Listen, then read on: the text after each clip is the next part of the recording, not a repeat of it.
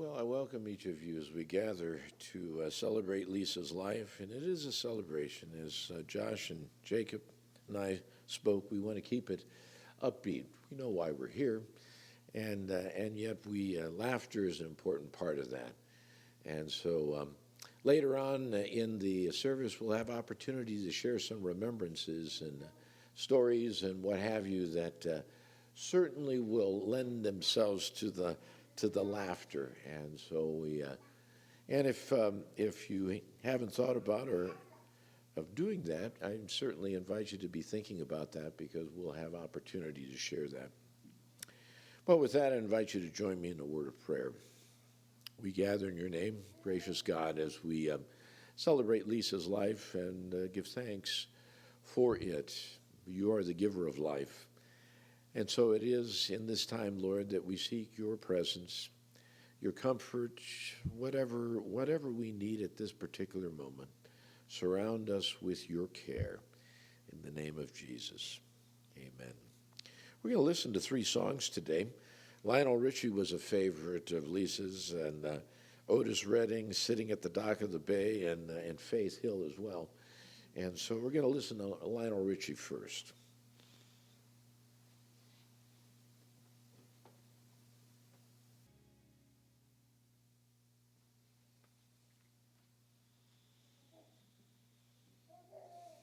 Ecclesiastes, the 3rd chapter, reminds us of a time for everything. There is a time for everything, and a season for every activity under heaven. A time to be born and a time to die. A time to plant and a time to uproot. A time to kill and a time to heal. A time to tear down and a time to build. A time to weep and a time to laugh. A time to mourn and a time to dance. A time to scatter stones and a time to gather them. A time to embrace and a time to refrain. A time to search and a time to give up. A time to keep and a time to throw away. A time to tear and a time to mend. A time to be silent and a time to speak. A time to love and a time to hate. A time for war and a time for peace. For there will be a time for every activity, a time for every deed. And as I mentioned earlier, the time that we gather here is that which is for us. Lisa's okay. And so we gather to be okay as well. And the time that we do is pretty predictable, as Ecclesiastes reminds us. And yet it is the unknown element that always gives us that fear, that grief that comes with what we're doing right now. And yet, as I talked to Josh and Jacob the other day and asked them what's the first thing that comes to mind when they think of their mom, they said generous, giving, thoughtful. And it kind of set the stage of what we're doing here, to remember this person who was all those and more. And then the other thing that they added, she always thought about other people. And I'm going to have Jacob come up right now and continue that thought of the generous, giving, thoughtful person that Lisa was. Jacob, come on up and share your thoughts.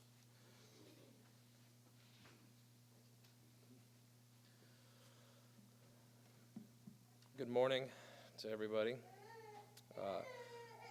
First thing I'd like to say is thank you, everybody, for coming. I see a lot of old faces I haven't seen in a while, and I see a lot of familiar faces and faces that, you wish that you could see each other in better circumstances. It reminds you how important family is. For those of you who are friends of mine on Facebook, I put an interesting thing up there on my wall, and it said, "Goodbyes hurt the most when the story was not finished." And my mom was an amazing woman. A woman that I know I took for granted, and my mom gave of herself. She would sacrifice her time, her last ounce of energy, for others. She would do her best to make the world around her a brighter and more colorful place. Josh and I, as we grew up, we grew in a house with pink shaded walls and floral patterned couches. And, at the time, we just drove us nuts. But I realize now that was her way of starting and ending her day on a bold and colorful note. My mom, my children's grandma, was a wonderful success at life. She gave and devoted lots of time to my grandparents and to their needs. She gave her time to the little kitties at the Great Plains Animal Shelter. She gave her time to me and Josh, and she gave her time to my kids. She took them out and did all kinds of wonderful things. I'd like to share this poem of sorts by Ralph Waldo Emerson that I really thought captivated my mom well. To laugh often and love much, to win the respect of intelligent persons and the affection of children, to earn the approbation of honest critics, and to endure the betrayal of false friends, to appreciate beauty, to find the best in others, to give of oneself, to leave the world a little better, whether by a healthy child, a garden patch, or a redeemed social condition, to have played and laughed with enthusiasm and sung with exultation, to know that even one life has breathed easier because you have lived. This is to have succeeded. And I think my mom was a wonderful success at everything she set forth to do. Despite the rough times and the interesting times of me and my brother growing up, she endured and she did the best thing that she thought, she knew to do. And it's like so many things upon reflection of such unfortunate circumstances, we realize how wonderful she was and how wonderful, and in how many ways she touched so many people. So for all of that, we thank you, and I really hope that some other folks have some wonderful things to share. Pastor. Before we do that, let's listen to the Otis Redding, Sitting at the Dock of the Bay.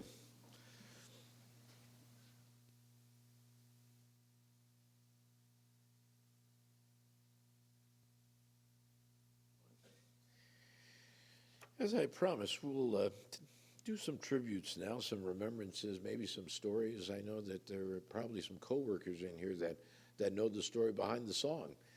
And anybody want to share some thoughts? It's always easier if you come up here because then you're behind the microphone and people can hear you better. But if you insist, you can just stand where you are and share your thoughts. Anybody with a remembrance or story or something that brings a little laughter to it? Yeah, come on up.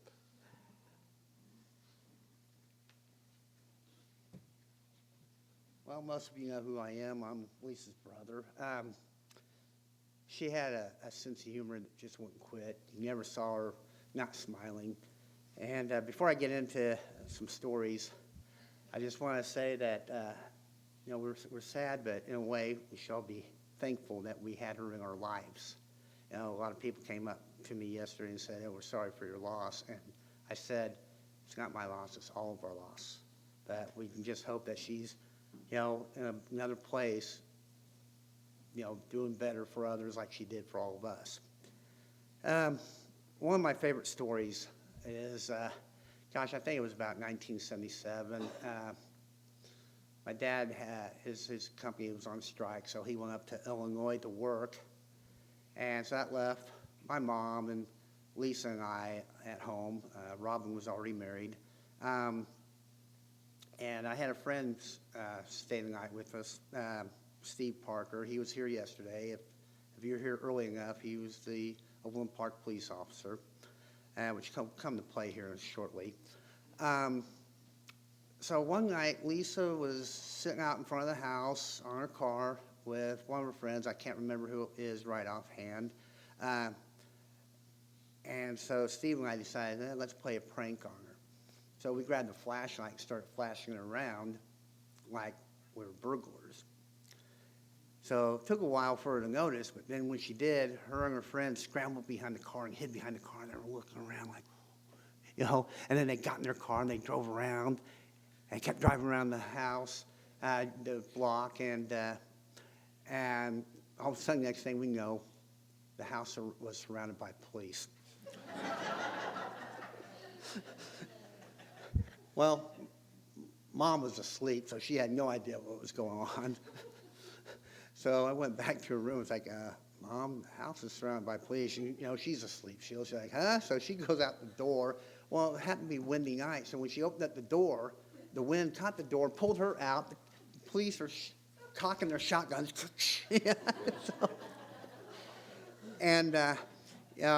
So we had to confess, it was us and stuff. But Overland Park sergeant came in and was just chewing Steve and I out. And Steve and I were sitting on the couch with a pillow in front of our face, just dying. And isn't it funny that now Steve's a cop? Another story, not too long ago, Lisa and Robin came down to Wichita where we live. And I forget why. I think we were having a cookout or just they came down to visit.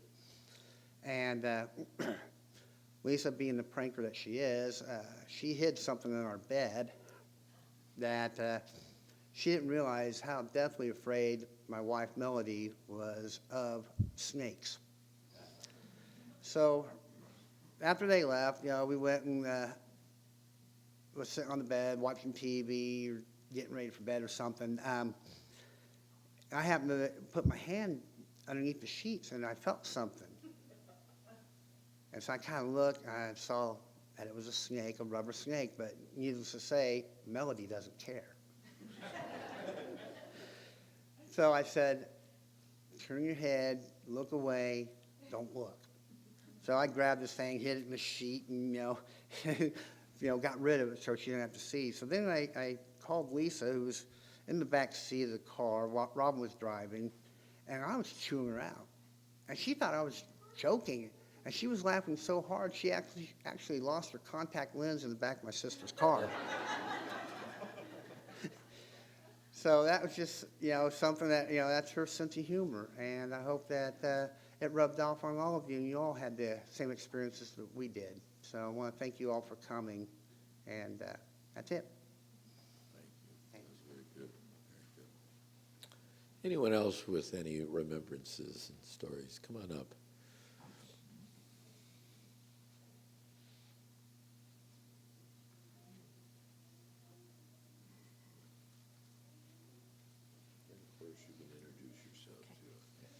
Well, I'm Dorothy, and I am a coworker of Lisa's. And for about the last 11 years, most every day, we've had lunch together. And so that's kind of how we became close, because I would listen to all the stories and all. And I am so sorry. I don't have anything that could follow that. It's just, I did hear about the snake. But I just wanted to make some comments about some things that impressed Lisa. And one of them was, she kept telling me over and over for I don't know how long, how excited she was that when she was a little girl, she had this kitchen, and that her dad had put the kitchen away in the attic and saved it for her for all these years. And then when she had little grandchildren, he pulled it out of the attic so they could enjoy it at her house. And I just have to tell you, she was so thrilled that you cared enough about her toys that you would save them for her. Okay, so like I said, I'm not funny, but we did a lot of concerts together, and I have to say there wasn't a single kind of music that Lisa didn't enjoy. We went to rock concerts, we went to country music, we went to Trans-Siberian, we did it all, and several of our coworkers back there have also gone. We've been to hockey games together, sitting on the front row, but she was always the one that came up with the activities for us, except this one time when I asked her if she would like to go to a rodeo with me. Okay, Well, you probably know Lisa well enough to know that. And by the way, I'm wearing the pink flower in honor of her, which is totally out of style for me. I'm usually in black and white. But I told her, I said, now, if you go to the rodeo with me, you cannot wear the flowery dress. It's cowboy boots and jeans. And she kind of looked at me funny and like, well, I do have a pair of jeans, but I just don't wear them. And I'm like, well, you will wear them that night.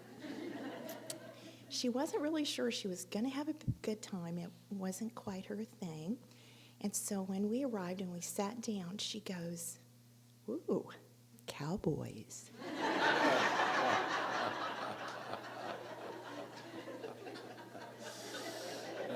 There you go.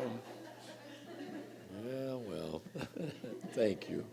That was very nice. Very interesting. Anyone else with a remembrance or a story to tell? They all happen to be in the back of the room, so that's all right.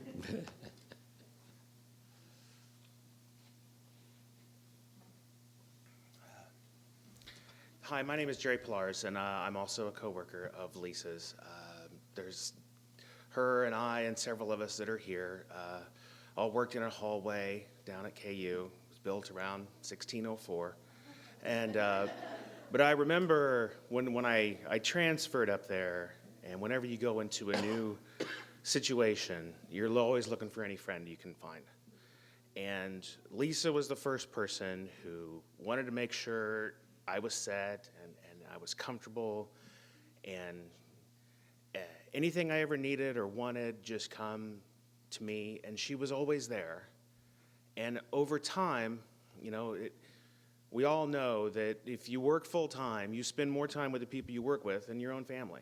And people become kind of an extended family that you're just with them every day. But over the last few days, it really occurred to me, Lisa never had a bad day. She was never in a bad mood. She always had such amazing things to do or say. But out of that, what I really realized, and going forward, she embodied something that's really rare these days: pure kindness. Kindness is underrated, I guess. But going forward, I know I will. Lisa's always going to live on through the kindness we can all share every day, big or small, because that's just who she was. Thank you. Anyone else with a remembrance, something to share, a story, a tribute? Certainly that was alluded to. Ultimately, it's not so much the saying the nice things, but actually when we model the person that she was, it becomes a living tribute. She remains with us. Her spirit lives, and all of that connects us and continues to connect us with her. Come on up.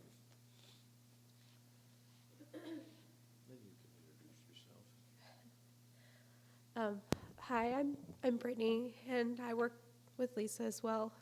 She actually mentored me on many things I actually do now, and like Jerry said, she never had a bad day. And I'd like to share a couple of things that someone can't share because they're not here, and another one's a little shy too. But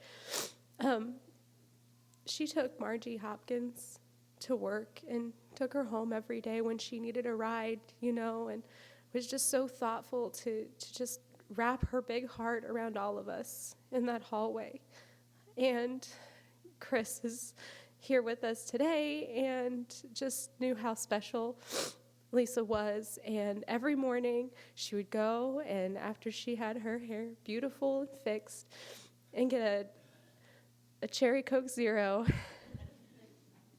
And it's so hard to get in that machine because they only stock one row, and they're really popular. And whenever she would get one, she would tell Chris, because they were some of the first people to see each other in the morning until Steph came, that it's going to be a good day. And Chris brought her in a 12-pack of Cherry Coke Zero one day just to make sure that she had a good day. So Lisa was very special to us, and we're definitely going to miss her very much. Thank you. Very nice. Any other remembrances? Anyone else with anything else to share?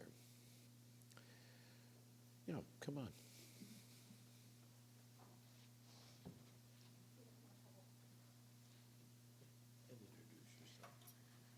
Hi, I'm Amanda. I'm Lisa's niece.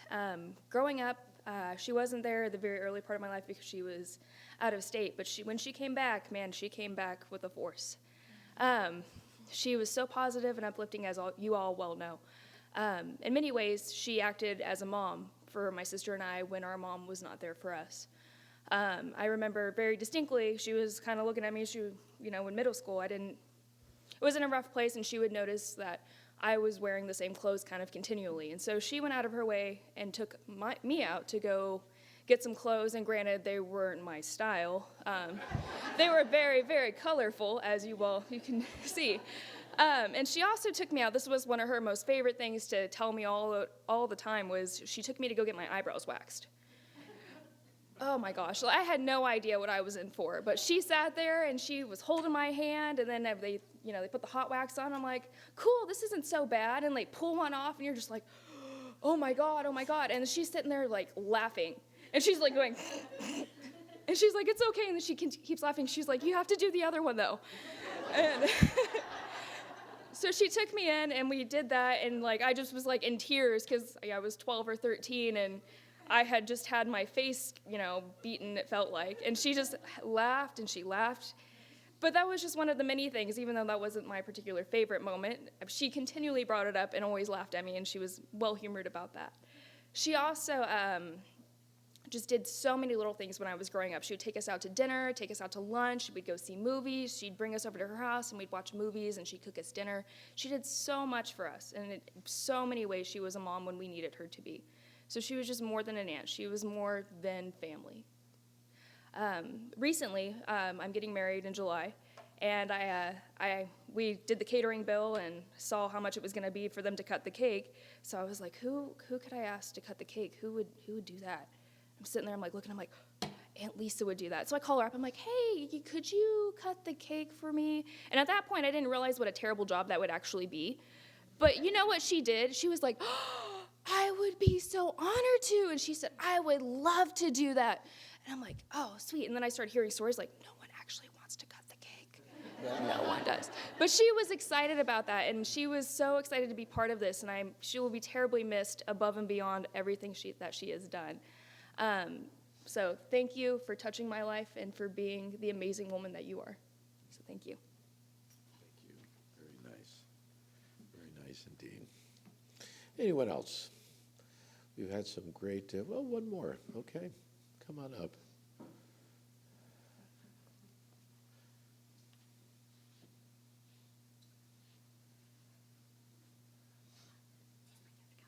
Yeah, there you go. Hold it down. Okay, there you go. Okay. To be honest, I'm very uncomfortable doing this. I don't like getting up in front of people, but that Lisa was a pistol. My goodness. She became good friends with our middle daughter. They were like sheep killing dogs. You had them in the house where you could see them. They were fine, but let them get out of your sight. Brenda tells me about one time. Of course, she didn't tell all this till they were grown. But she was grounded. Brenda was grounded, and we told her, now the only place you can go is over to Lisa's. We trusted her that much. Nowhere else. So they decide while they're over there, they're in Brenda's little orange Vega, they're going to make a trip to Oak Park Mall. And they did. They get ready to leave. The car won't go into gear. It'll only go in reverse. So back down to Kessler, they started in reverse from Oak Park Mall, took every back street, crossed 87th, crossed 95th, backwards till they got to the house. But one of the funniest things I remember about Lisa, their birthdays were one day apart. Lisa was a day older than our Brenda. and she told me what she was going to do. She brought this elaborate present over. I mean, it was probably this big, probably about that thick, and it was big. She comes carrying it in a beautiful bow, beautiful package. And we're sitting at our bar. Lisa's at the end of it here. Now I'm sitting kind of here, and Brenda's over here. She opens this present. Awful. The awfulest, ugliest dress I've ever seen. And had a big old plastic yellow flower on it, and it was gaudy. And Brenda's trying to go, and Lisa's sitting down here laughing so hard, the tears are running down her face. And I had a plant sitting here. I don't know what kind of plant it was, but the leaves on it were about as big as your fingernail. And she was laughing so hard, she sucked one of them leaves off. She inhaled it, and she got choked. Now, all this time, she's laughing and gasping for breath, and we're all just laughing because we think the secret's out, but she was gasping for breath. Nobody slapped her, nobody knew anything because she was going, and we finally realized she was choking, but oh, she was such a sweetheart. We loved Lisa with all our hearts. She spent a lot of time in our house, and we'll never, ever, ever forget her. I think this was one of the worst shocks I've ever had in my life. It just wasn't time. But the good Lord's got a good angel now. Thank you. That was delightful. That's a hard act to follow. I don't think anybody get that much laughter. But I always know when somebody comes up and says, I don't do this very well. You did that very well. Following the service, the family's going to gather at Lenexa United Methodist Church in their fellowship hall for refreshments, and so these stories can continue. You're all welcome to join them there, and to. Did you have something to share? Who changed her mind? Oh, okay. Well, now that the cat's out of the bag, just stand. You don't have to walk up here. Stand up and tell your story. Go ahead. Yeah. Oh, there you go. Well, coming all the way up. All right. That's it. I think that's a good distance. So I'm also one of her nieces, and we were very close, and I will miss her dearly. But one of the best things about her was whenever someone would come over to our grandparents' house for Christmas, be it a boyfriend, girlfriend, or just a friend sometimes, they always had something to open. And this past year, unfortunately, we weren't at Christmas, but she got my fiance this gift. It was a very different gift, to say the least. But apparently, she didn't think he was very open enough for our family. And so she got him a stress boob. She felt like that might open him up a bit more. But I think that just kind of I think that shows how thoughtful she is and and how giving she is and how much she cared about all of us in her own very different way. But thank you. And just when we thought you couldn't top the last one, there you go. As I was saying, the family invites you to join them at Lenexa United Methodist for just to continue this and for refreshments. And so you're all welcome to join them there. It's just, there's directions out on the table on your way out that you can pick up and join them over there. And with that, I invite you to pray the Lord's Prayer together with me, and then we'll listen to the last song by Faith Hill. Our Father, who art in heaven, hallowed be thy name.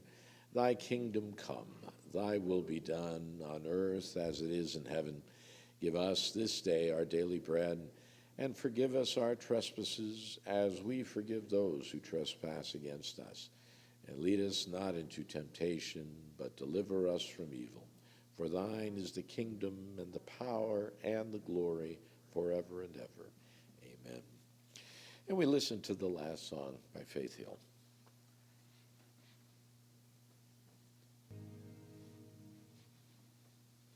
On behalf of the family, I thank you all for coming.